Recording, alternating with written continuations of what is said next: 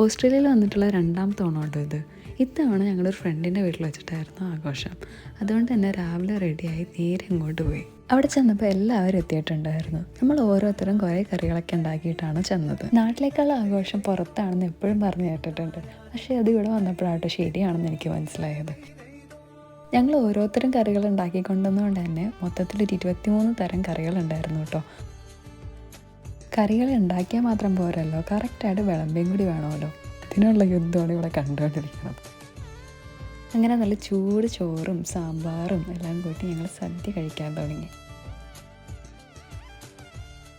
എല്ലാവരും ഒരുമിച്ചിരുന്ന് സന്തോഷത്തോടെ സദ്യ കഴിക്കുമ്പോൾ ഒരു പ്രത്യേക രസം തന്നെയാണല്ലോ. അങ്ങനെ പായസവും പപ്പടവും കൂടി കഴിച്ച് സദ്യ അവസാനിപ്പിച്ചു. സദ്യ കഴിഞ്ഞ് നേരെ ഞങ്ങൾ കുറച്ച് ഫോട്ടോസ് എടുക്കാനും റീൽസ് എടുക്കാനും പോയി. അങ്ങനെയൊക്കെയായിരുന്നു ഞങ്ങളുടെ ഇത്തവണത്തെ ഓണം. നിങ്ങളുടെ ഓണം എങ്ങനെ ഉണ്ടായിരുന്നു? കമൻറ്റ് ചെയ്യൂ കേട്ടോ.